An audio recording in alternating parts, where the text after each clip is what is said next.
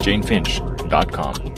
Okay, so you started off with writing, producing, and directing $500 budget films, and now you're producing and directing and writing multi-million dollar films, which includes your recent movie, Cairo Time. And Cairo Time has recently won the 2009 Best Feature Film Award. So, what provoked you to start a career in directing? Well, I'd been writing since I was 14, and I just thought after graduating school, I thought it was a natural transition to go from writing to film to directing. And I'm the eldest sister, so I was naturally bossy. Okay. So being a woman of visible minority, have you run into any, have you faced any challenges throughout your career as a North American director? Enormously, yes. And I mean, it's been very difficult just being a female director. But the thing is that I've come to terms with it, and I realize that I can't change my gender, and it's everybody else's problem. So it's very difficult trying to raise $5 million anyway, and it's an added bonus of being a woman trying to raise that. But I think what I've come to terms with now is that I just have to be more convincing, and I've learned to be more convincing with financiers. Mm-hmm. So how do you think your career would be different if you were, say, a male director or a female director that's not of a visible minority? Oh, well, I mean, I think some of the challenges with being Arab, an Arab woman, is that so many people, you walk into a meeting and they already have a predisposition about who you are. It's like an ingrained stereotype. And so sometimes I feel like I have to work towards breaking that down before we can even have a conversation, because people assume I still live with my parents. You know what I mean? Like it's an odd kind of stereotype that I walk in with, but at the same time, there's always going to be challenges no matter what. So it's just trying to figure out what they are and approach them and deal with them. Do you find it difficult to overcome those stereotypes? I used to, because I think part of it is that, with male directors, they have male WASP, white, whatever, directors, and maybe I'm generalizing a bit, but they'll have the opportunity to pull together a movie and fail. They have the right to fail with a film. Whereas if you're a woman, you don't really, you can't make any mistakes. If you make a mistake, it's kind of over. You won't be given another chance. And so, and that's part of it, when I went from making those $500 films to then making Sabah, which was $1 million film, to then making Cairo Time, which is $5 million, it was a lot of tap dancing, a lot of jumping through hoops, trying to convince people that I wasn't going to lose their money. Mm-hmm. And so I think you're battling, I think, ageism, because I don't look 60, so I don't look it's difficult to just hand me over millions of dollars and trust me. And you're battling, stereotypes, and you're battling a whole whack of stuff. But I've come to the point in my life where I just feel like, okay, I'm not going to get defensive about it. I'm not going to get angry about it. It's wasted energy, and I'm just going to deal with it. So when you were shooting in the Middle East, has being a female director affected your production process in any way? I actually had this judgment that, my crew would be sexist, I guess, or something. I don't know what I was thinking. I'm an Arab, and I thought that of them. And it was shocking. My Arab crew majority was male, but they were amazing. They were so respectful, and they killed themselves to get my shots, and they were proud. They were proud that I was Canadian, but I was also Arab, and I had brought all of this back to their beloved country. And so it was a misconception that I had over my own culture, and it was it was amazing. It was like one of the best crews I've ever worked with. Did you have any problems with the, like, say, getting permission from like the authorities in Cairo? Like, You know what, no, because I used everything I had. When I had to be Canadian, I brought out my Canadian passport, and I don't have an accent, so I could be Canadian and be like a foreigner.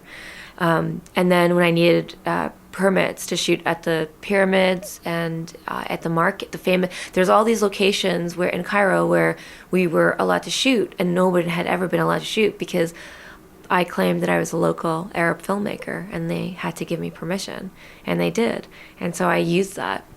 It was interesting. I actually didn't.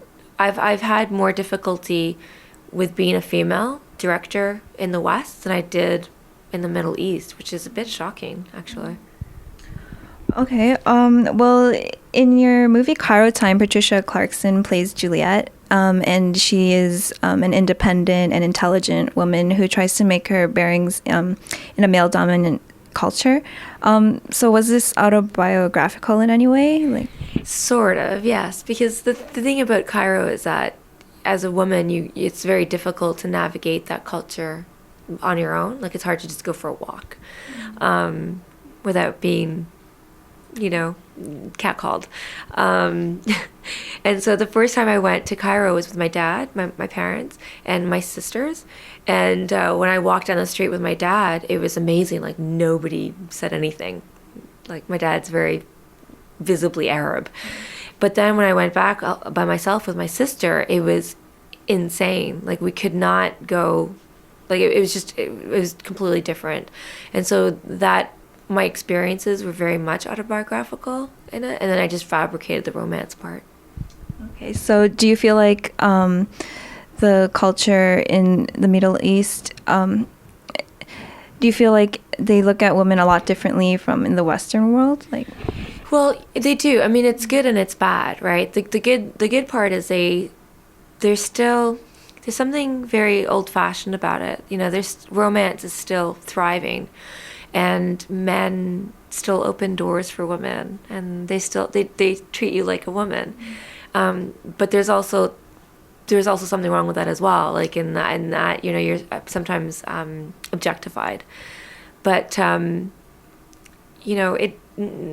country, no culture is perfect, and they have their issues, but it's still a valid and still a beautiful country.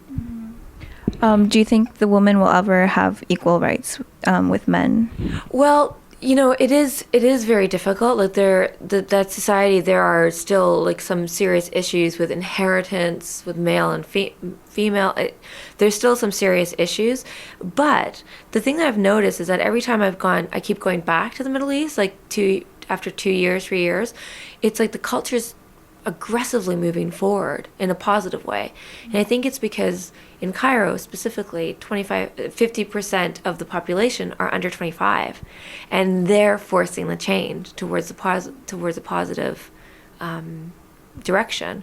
And so I think so, yeah. Like Arab women, it's a misconception. Like Arab women are very feisty and opinionated and confident, and and they're demanding. How do you think you can show that to the Canadian audience? I don't know. It's like I have my stories, and I try to make them, and I try to tell that story, and I think the best way to do it is to do it naturally, and not to be heavy-handed and hit an audience over the head. And it's not a documentary. You are trying to be entertaining, so I'm trying to do it subtly. Okay, well, recently the 2010 Oscar nominations were announced, and among the nominees, Catherine Bigelow has been nominated for Best Directing. What do you think her chances are of actually winning the award? Well, the irony is that she's got the film in there. She's got the best film there. I think her chances are good, actually. My money's on her.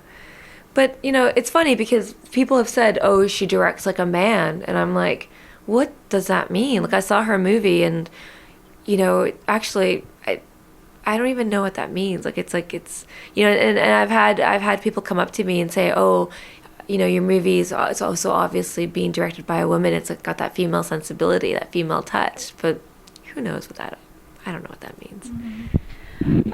Do you have any advice to give to other Canadian women who are thinking of pursuing a career in directing? I think my advice is it's all about perseverance. Like, you really need to stick to it.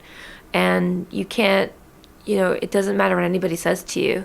If you've made up your mind and this is what you want to do, you just have to stick to it, because in the long run you'll win out. It's all about longevity.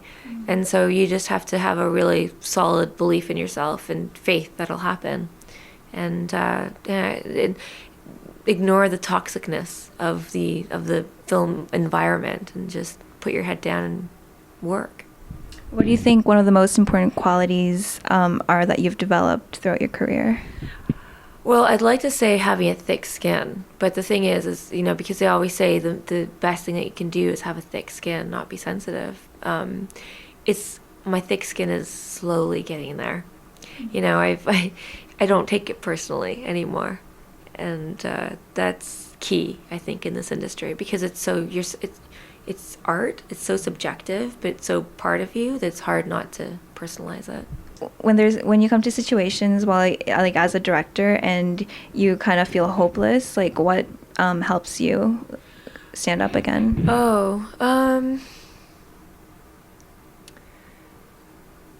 I guess, you know, I think more now is that I just feel like I've put years into this, and I have a lot of days where I just want to give up, but I feel like I just can't walk away.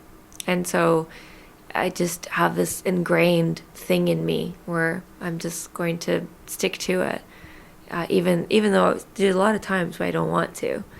But, you know, I'll just go for a walk and, you know, have that hour and get recharged somehow.